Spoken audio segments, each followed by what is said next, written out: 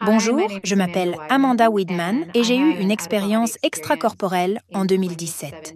Ce qui s'est passé, c'est que mon partenaire de l'époque conduisait une voiture, notre voiture, et nous roulions sur une route de haute montagne.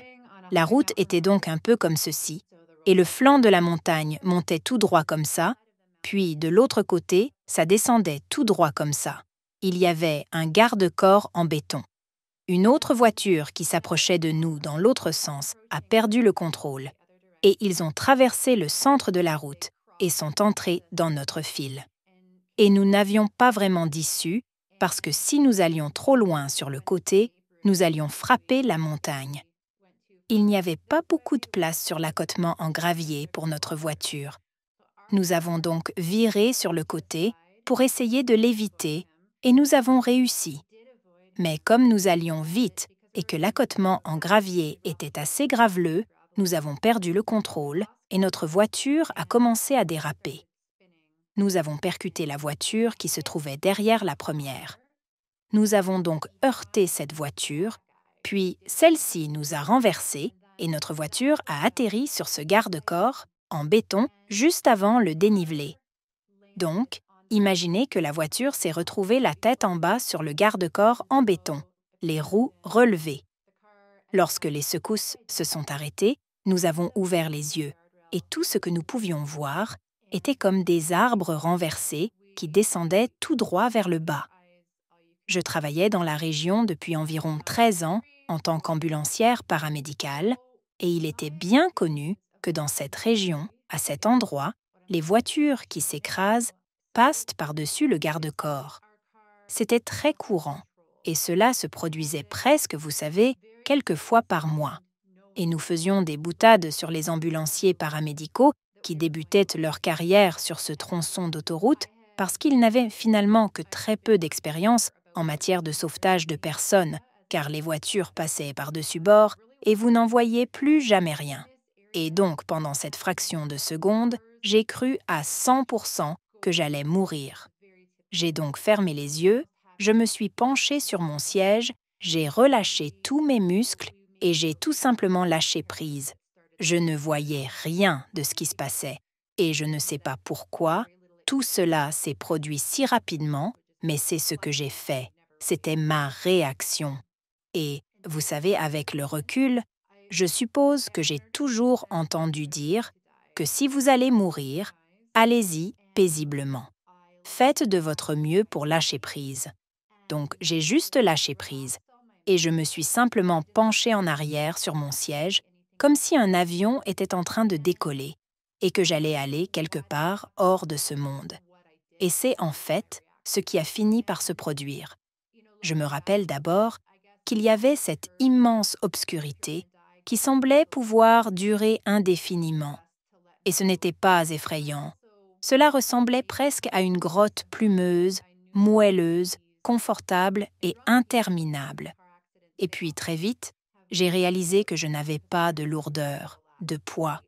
Je n'avais pas de corps et je n'avais jamais ressenti cela auparavant parce que j'ai toujours eu un corps. Et pour la première fois que je réalisais cela, je me suis rendu compte qu'en tant qu'adulte, nous transportons 50, 100 ou 150 kilos tout le temps. C'est comme soulever quelque chose que vous ne savez même pas que vous soulevez parce que vous y êtes tellement habitué. Mais la liberté et la légèreté de ne pas avoir cela, mais d'être complètement moi-même, d'avouer ma conscience, ma perception et tout ça, c'était incroyable. Quand je me suis retrouvée là-bas, je n'entendais rien et je ne voyais rien pas ce que je n'avais plus mes yeux. Je ne pouvais rien voir avec des yeux physiques. C'était juste être plus éveillée et plus consciente que je n'avais jamais été dans la vie humaine. Et vous savez, si vous vous promenez sobre, vous pensez être assez conscient. Mais c'était comme si vous montiez le niveau en étant enfin alerte envers vous-même. Un peu comme, vous savez, si vous vous couchez très tard et que vous passez du temps avec des amis, que vous avez bu quelques verres et que vous vous réveillez le lendemain matin, et vous savez, vous prenez un café, vous êtes de retour. Vous êtes bien plus alerte que la veille. Eh bien, La vie sur Terre m'a semblé comme ce genre de nuit floue quand vous avez bu quelques verres. Je me suis dit « Waouh, c'est la vraie vie ». Je ne sais pas combien de temps s'est écoulé sur Terre.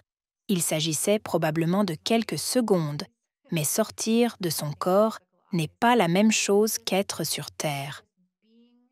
Beaucoup de choses peuvent être vues, expérimentées ou comprises, et on dirait qu'elles durent pendant un moment. Eh bien, sur Terre, je me suis rendu compte qu'il n'y a que quelques secondes qui auraient pu passer.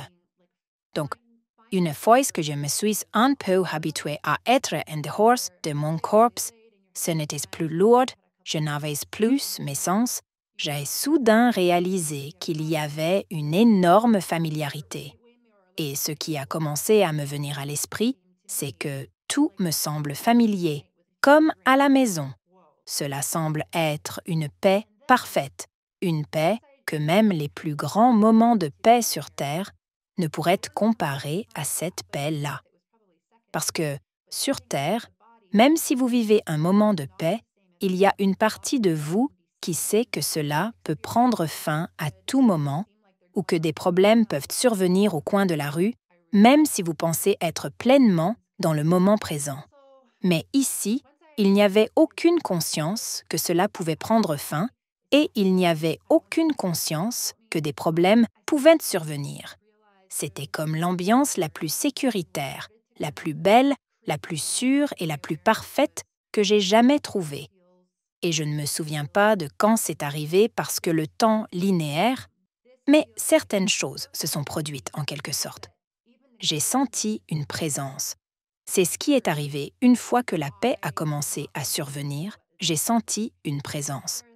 Et je suis plutôt heureuse que cela se soit passé ainsi, parce que cette présence était pour moi la présence de ce que beaucoup de gens appelleraient Dieu, ou la divinité, ou l'unité, de tout ce qui est, je suppose, en y repensant.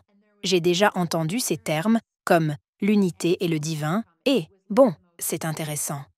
Vous savez, peu importe ce que c'est, je suis sûre que c'est vrai, mais je ne m'y identifie pas. Et je ne comprends pas ce que ce serait d'en faire l'expérience. Et tout à coup, vous savez, tous ces termes que j'ai entendus ont commencé à prendre tout leur sens. Et c'était comme être entouré de millions ou de milliards de présences.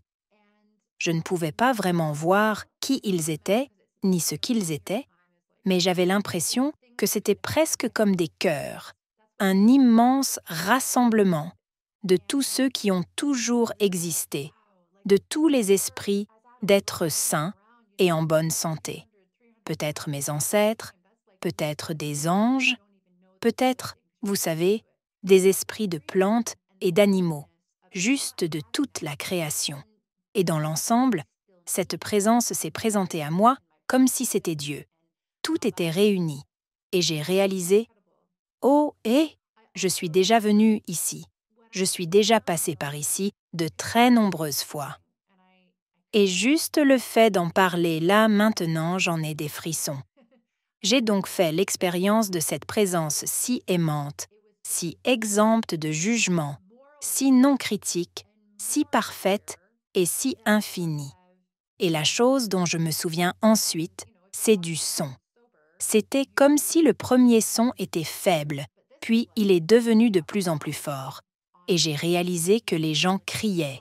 Il y avait des bruits de métal, un peu comme des torsions, des écrasements, des bruits stridents. C'était comme mon partenaire et moi venions de faire du camping, comme s'il y avait du matériel de camping et des casseroles en fonte, comme s'ils tombaient et s'écrasaient sur la route. Il y avait juste du bruit. J'étais de retour dans mon corps, bouleversée, et mon partenaire criait. Il n'avait pas quitté son corps. Il était juste en train de crier à plein poumon. Et nous pouvions entendre des gens, à côté de la voiture, dire « Oh, je ne veux pas voir de cadavres. Toi, va regarder. Non, toi, va voir. » Donc les gens pensaient que nous étions morts. Et finalement, quelqu'un est allé chercher un pied de biche et nous a fait sortir de la voiture. Et j'étais parfaitement alerte. J'ai eu un peu mal à l'épaule, mais vraiment rien de grave. et j'étais totalement dans cet état de béatitude. Je me souviens être assise sur ce garde-corps en béton à regarder les arbres et, vous savez, les gens couraient partout et nous demandaient si ça allait. Mon partenaire était en train de crier et je pense que beaucoup de personnes s'occupaient de lui. Et oui, bien sûr que je vais bien. Je viens de rentrer à la maison. Je suis allée là où tout est parfait, là où nous allons entre deux vies et où tout va bien. Et même si j'étais morte, je serais là-bas. J'y serai ou je reviendrai ici dans un autre corps. Donc, en fait, il n'y a pas vraiment d'erreur. Quoi qu'il arrive, c'est notre esprit et notre conscience qui vivent dans le corps ou hors du corps, mais c'est toujours nous. J'étais donc plutôt heureuse, vous savez. Mon partenaire et moi avons été examinés. Mon partenaire avait subi une commotion cérébrale et j'ai eu un petit coup sur l'épaule, mais physiquement, tout allait bien. C'est ainsi qu'après l'accident, je suis restée dans cette sorte d'état de béatitude. Je me suis absentée du travail pendant 4 mois, juste pour m'assurer que mon épaule allait bien avant de soulever à nouveau des patients. Et soudainement, il n'y avait plus de soucis.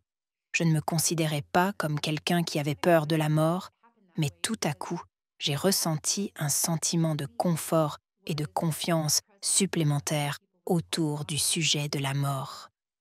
Je ne l'ai pas remarqué tout de suite au début, mais tous ces changements ont commencé à se produire en moi. Je ne m'inquiétais plus de la plupart des petits soucis qui nous préoccupent dans la vie. Je savais juste que quoi qu'il arrive, tout irait bien. Et dans l'année qui a suivi l'accident, j'ai commencé à apporter de nombreux changements dans ma vie. La première chose qui s'est produite, c'est que j'ai réalisé que peu de gens comprenaient vraiment ce dont je parlais ou ce que j'avais vécu. J'ai fait très attention à qui je parlais. J'ai commencé à faire du bénévolat dans un hospice. Je voulais parler à des personnes qui étaient en train de mourir, parce que je savais que les personnes en fin de vie sont souvent en quelque sorte un pied dans les deux mondes, ici et dans l'au-delà. J'ai vraiment découvert que je pouvais comprendre de quoi parlaient ces gens. Le fait d'être avec eux, d'entendre ce qu'ils vivaient, de les voir se sentir à l'aise et de me parler m'a même renforcé dans ma foi en l'existence de cet au-delà, car ils voyaient des choses similaires à celles que j'avais vécues. Et j'ai commencé à avoir des préférences différentes qui se sont développées très rapidement. Je ne me souciais pas autant d'accumuler des objets matériels, ni de la compétition, de me comparer aux autres et de toutes ces choses dont je ne me rendais pas vraiment compte. Mais tout à coup, elles n'étaient plus importantes pour moi du tout. J'ai fini par quitter mon partenaire cette année-là. Nous n'étions tout simplement plus sur la même longueur d'onde. Nous avions été ensemble pendant 13 ans, donc c'était assez significatif. Puis j'ai vendu la maison et j'ai donné et vendu la plupart des biens de cette maison. Les 2 années suivantes, j'ai vécu dans mon camping-car et j'ai passé beaucoup de temps à camper et à rendre visite à des amis que je n'avais pas vus depuis longtemps. Et j'ai essentiellement travaillé sur moi-même. Je n'ai jamais vraiment passé trop de temps autre qu'à vivre la vie active occidentale, vous savez, et je voulais passer du temps dans la nature. Je voulais renouer avec mon côté spirituel par la méditation et la prière, et vous savez, juste me promener entre les arbres et ce genre de choses. Et je sais que cette expérience, même si elle a été brève, a changé tellement de choses. Et moi, je ne suis jamais vraiment redevenue comme avant. Je veux dire, cela fait environ 5 ans, et je vis toujours dans un mode de vie où je voyage. J'ai toute ma vie dans une valise, et j'ai tout ce dont j'ai besoin sur moi tout le temps. Je travaille sur mon activité de coaching en traumatisme que je fais en ligne, et je fais du bénévolat. Je continue à apprendre, à grandir, tout en conservant ce que j'ai appris au cours de cette expérience sur le lâcher-prise. Vous savez, à partir du moment où quelque chose est hors de mon contrôle, je lâche prise sur le résultat autant que je peux. Et je ne m'attache pas trop au monde matériel, aux choses physiques de ce monde. Et je suis reconnaissante quand mes besoins sont satisfaits. Et voilà, c'est là où j'en suis aujourd'hui. mais cela a été une expérience sur le long terme pour moi. Cela a vraiment changé ma vie, bien entendu.